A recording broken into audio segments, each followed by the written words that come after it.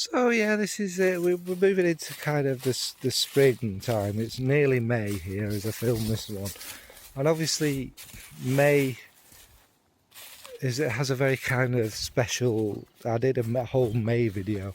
It's some connection to spring and a lot of pagan things and stuff. So I thought I'd just do this little fairy floral video, just florals that make you think of little fairies and stuff like that. Because this is when they come out and stuff, and I will do a proper one day, but obviously fairies have this kind of two sides to them, don't they? These kind of playful, lovely kind of little creatures that come out and play and cause mischief, and then the more malevolent kind of fairies that steal your kids and burn your houses down and ruin the crops and that cause pestilence and what have you. So it's a fun little video to do. It's my videos, in it. I know it's not going to be popular, but yeah, it's just a bit of fun. So fairy fragrances. Okay, so we're going to start off. They're all obviously kind of spring flowers that kind of come about. Is wisteria. Wisteria to me is a kind of, it's got that kind of blue smell about it, a bit of sweetness, but it's also, to me anyway, quite green. It's wisteria. It's because I suppose it's in my head. It's quite great, but it is. It's got this kind of green twanginess to it. So I imagine that the fairy that's kind of a wisteria fairy is going to be a kind of more mischievous one, isn't it? Really, it's going to be one that obviously you're walking past wisteria and stuff. It's going to throw things at you, and it's going to want to, give you a little slap, trip you over, that kind of thing, because it's kind of cheeky and playful, isn't it? This all seems silly, doesn't it? But the kind of fragrance I picked for that is Chloe's Love. Wisteria kind of appears a lot with lilacs and things like that, to give the green a blue smell. And Love has got all these kind of flowers. I think it's got violet, hyacinth, wisteria, all them kind of lilac, like I say, all them flowers together. It's this kind of sweet, dewy one. And what kind of differs this is, I think this is rice in it, which has a strange dryness through it. And also there's a touch of pink pepper, which makes this kind of sparkle and have a bit of a sharper touch to it. And it's really lovely. Now, don't get me wrong, it is very powdery, but with all them things in it, it's quite a beautiful, sensual fragrance. Obviously iris again, a powderiness, but sadly this one was discontinued. And what I like about it personally is it is so different to all your kind of violet iris ones that are just powder bombs. The sparkle and the fizz and the kind of loveliness in this one makes this one work for me. So that's for wisteria is Love from Chloe. Next up we'll go for lilac, and I've gone for one that's kind of a cupid kind of fairy in my mind, one that would cast like a love spell. And that lilac is one of the best smells we get. Obviously bluebells and lilacs, bluebells come early, kind of late April, early May, and then the lilacs come a little bit after, so you're filled with these beautiful smells. And the lilacs are kind of dark, rich, sweet. It's almost like a boozy purpleness, isn't it? And they're just so heady and big and sensual. It kind of wraps you around. It definitely makes you smile and happy. And what I've gone for that with lilacs, it could have been any, but I've gone for Lilac Love from Amouage, and I've gone for that because it's kind of, it is sensual. It's got heliotrope in it as well, with that kind of almondy, powdery kind of kind of feel about it. And Lilac Love also has a dash of like white chocolate to me in there, which gives it this kind of even more sensual, kind of lovely kind of feel about it. And it's, the lilac comes through it starts off a little bit green, and then it gets just this rich purple vein through the whole thing. So obviously it would represent a more kind of sensual kind of fairy, you know, with dark purple hair, just kind of shooting the little arrows at you, to make you fall in love. And again, Lilac Love just has this such a cozy kind of hug of a fragrance. Can be a bit much as it starts getting warmer, because it's quite dense as a fragrance, to be fair, so it can be a bit much, but 1 or 2 sprays of this in the weather like this and it's lovely.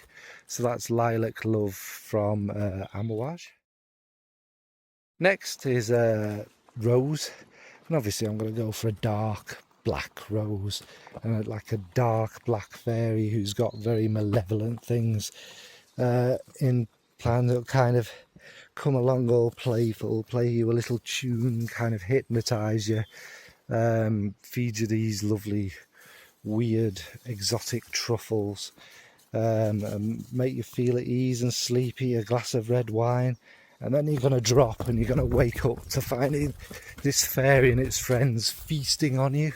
And obviously what I've gone for that kind of connects with that, is Noir de Noir, from Tom Ford, which, as we know, is this kind of truffly dark black rose, the winey, like I've basically described it, didn't I? The winey feel, the kind of patchouli, that kind of little bit of a chocolatey hint and stuff. It's absolutely magnificent. So yeah, for rose, obviously is Noir de Noir. And again, these fairies are, some of them are malevolent, aren't they? Some of them are quite evil, and I think this will be definitely what they'd smell of. So yeah, Noir de Noir for rose. Next is Hyacinth. Now, how do I describe? Well, Hyacinth is this kind of beautiful, sweet, slightly green smelling thing. Now, it smells, I think, bluebells. If you ever wonder what a bluebell smells like, that's probably the nearest thing I can think. Oh, it's hyacinth. It's like a little perfumed blue smell. Oh, it's so nice. And yeah, I think if I've picked hyacinths and picked bluebells, which is illegal, don't pick bluebells, that's naughty, then this will be the thing it most smells like. And it's absolutely gorgeous, kind of an intoxicating, beautiful, purpley, greeny perfume smell. Now, Cristal, which is what I picked for it, is a kind of cold, it's how it's often described, cold and kind of frosty almost, but the hyacinth going through it adds this kind of blue, sweet, purple twinkle through it all, with all the green notes. I think there's galbanum. It's like, to me, the way I best describe it is, it's like number 19, but with flowers, but somehow calmer and more crystalline, more, well, hence the name, more kind of reflective and cold. So the fairy that will go with this will be sort of like a little ice fairy who's come along, and what she's doing, she's not actually making the ice, she's going around melting the ice, you know, making green start to sprout. A kind of industrious kind of farmer fairy, I think. So that's Cristal from Chanel for hyacinth. Next up is Violet. Obviously that had to be in here, one of my favourite notes. And I've gone for a more kind of classy, posh, femme fatale fairy with this one. Now violets can be all sorts of different colours actually, can't they? Not just violet. But they have that kind of dark, sweet, almost candied kind of feel about them. I am quite stuck here, I don't want to slip down this bank. So you can't really see, but yeah, this will be the sort of fairy that would get me with Violet. 1 second, I am stuck. Dog's not making it easier. Right, but yes, it will be kind of like a posh gothic fairy, like his little steampunk fairy with a little monocle and stuff, that would come and entice you towards the sweet smelling violets. And obviously Missia is kind of a perfect interpretation of that. It's kind of got that kind of vintage makeup smell. It's powdery, it's violets, rose, iris, all them together, and it kind of makes you just want to sniff someone, and the leather adds that bit of darkness in there, which creates this kind of beautiful, amazing one. That's where I've come up, not that you can really see how steep it is, but yeah, it's a beautiful vintagey smelling one. And obviously I love the old steampunk kind of thing. So yeah, that's Messier from Chanel. I need a rest. Next up is Iris, which obviously doesn't actually have a smell, the flower, but we'll pretend it does. And Orris is the root, isn't it? But what I've gone for that is a very modern iris fragrance, and that's from Mabel Arama, and it's called Lunar Dust. Now you get obviously the chalky Orris iris in there, and it's literally like dust. Doesn't have a particularly sweet smell to it or anything like that. It's just a dusty powderiness from it, which works quite well. And then there's some sort of molecular note about it. Obviously pushes it out, and it's grainy. It's got like a little, like that patchouli graininess about it. But it all works. It's this very calm, cold, crisp note, which again, Orris is kind of very cool and like potato-y to me, like a cold, chalky potato. So obviously Lunar Dust fits that, and obviously the fairy's going to have to be a night fairy who comes and paints the sky black at night and creates this kind of calm, peaceful atmosphere. And you can imagine their home is the moon. They want to recreate that kind of calm, crisp kind of feeling on Earth, and it's just Iris is such a lovely note, isn't it? It works with lots of things, but this one is something completely different. Like I say, it's that kind of cool, crisp, kind of beautiful kind of irisiness about it. So that's Mabel Arama's Lunar Dust. Then we have Narcissus, the little beautiful yellow flowers that we have, little daffodils, which kind of represent the beginning of spring. So this fairy would be a spring fairy, wouldn't it? A little bit similar to one mentioned before, like a little recreation of Demeter, dropping all them seeds, sprouting all them flowers and bringing some life to everything. They're kind of the second flower we get to come, but these are the first ones. Snowdrops don't really smell, but these have such a beautiful green, sometimes a little bit kind of indolic yellow sweetness. So it's got that kind of greener, springy touch. It's got the little bits of sweetness of the florals that start to come through. It's so nice. And obviously I adore this in fragrances. And one that leaps to mind is Amouage's Fate Woman, which is ultimately it's a really, really big narcissus, this kind of beautiful yellowy, greeny feel going through it, and it's got lots of other florals in there too. But that stands out, and then it's got this kind of that 80s spice, you know, the cocos and opiums about it, beautiful like clovey feel, and all sorts of kind of sweeter but not too sweet spices in there. And it's big and it's huge, and it's amouage, so it's got resins in the base. It's got a lovely incensey feel, some gorgeous musks. It can be a little bit naughty and cheeky, but it's just big and huge, and I think that would suit a kind of springtime fairy. And obviously Narcissus, I love daffodils. I know they're very common and they're everywhere, but one of my favourite flowers, little smile of sunshine and what have you, aren't they?